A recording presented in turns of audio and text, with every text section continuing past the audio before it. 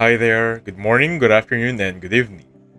So in this video, I'm gonna teach you how to use Gmail effectively. These are the 4 powerful ways on how to utilize the side panel.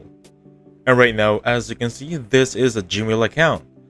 This is, by the way, a dummy Google account just for the sake of discussion. Once you're here, you'll notice on the right side I have removed something, right? Because I want to take you step by step here. Now, for some reason, you cannot see this side panel, like this one right here. Drag your mouse, or hover your mouse rather, on the far end of your screen bottom right.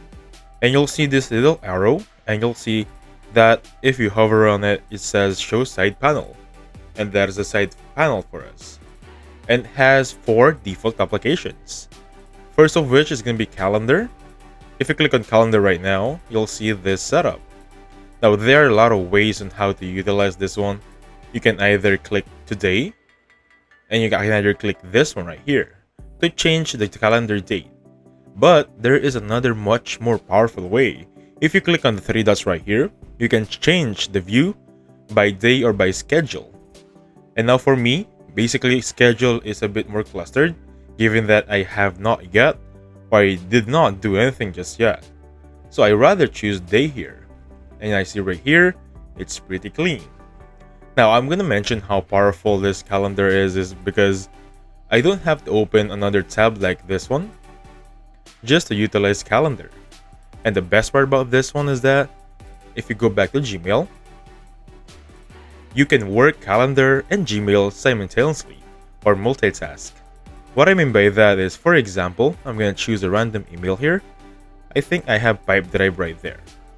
Now, if I open calendar as much as this one, and I choose a time, for example 3 a.m., I just click on it and then pull it all the way here at 6 a.m. If I release my mouse right here, it will now generate a new calendar reminder. And by the looks of it, want to keep your progress?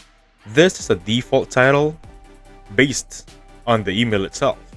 Pretty awesome, right? It reads what's in the email. Now with that being said, you can find a time, edit that time of course, add a guest, add a location, the basics on how you set a calendar meeting. And then with this one, you can set a color. You can place it busy. It's just a basic calendar setting a reminder.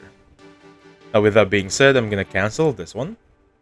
And now, since that is calendar for you, you can now move on with Keep. Now for Google Keep, it's gonna be this one right here. I have a video about this one, so please check it out on how to fully utilize Keep. But for today, I'm gonna show it via the side panel. So if you click on Keep right now, these are the notes.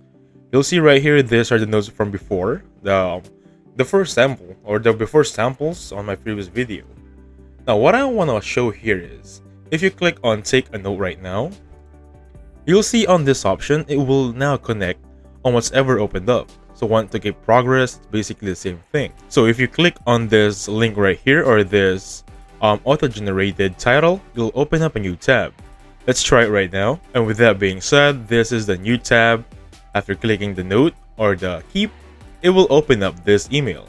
Now I'm gonna go back from the previous email right now. So welcome back. So this is how we do it. 3 dots, basically the same thing. Type in a title, and then you can pin them, you can rearrange them as you see fit. Again guys, if you want to go to the main Keep landing page, click on the new tab right here and you'll open up Keep. And you can delete here, you can archive, do as you please. Now since we covered Keep right now, let's move on with Task. So Task, basically by the name itself, this is where you add some task. Now by default, if I click on add a task right here, you'll assume that it will not be connected on this thread or email, right? But that is not the case, because if I add the task right here, I need to manually edit the notifications or informations here. However, there is a workaround. If you click on this option right here, you see my mouse, the cursor, the yellow circle. Follow it on the top section of your email. Click on this option, add to task right now. And with that being said, it has been linked or connected on your side panel. Pretty awesome, right? So 3 dots right there, those are the settings. You can put it as family, work, new list, or just make a subtask. With that being said, that is task for you. Now lastly, contacts. Now, contacts is basically used to track down whatever or whoever is inside the email. Much as like this one, it auto-generated pop drive email, this one right here. Now, the power of this contact section for me is I'm gonna try and have or look for an email that we can track here. Let me remove that side panel. So for this one, I think it is essentially or fully utilized if you have some emails with a lot of copies, some CCs or BCC, much like this one. Let me try if it will work. So I'm gonna type in or click contacts right now. So everyone in this email, I can see them freely here. If they are 50, 100, I can check them on the side panel. And that is the powerful section of the contact list. If I click in contacts, everyone on my contact on Gmail, everyone I interacted, will be right here. Create a contact, there's the option right there. And you might be asking, what is this cross icon? Basically, this is a plus icon that you can add on your side panel.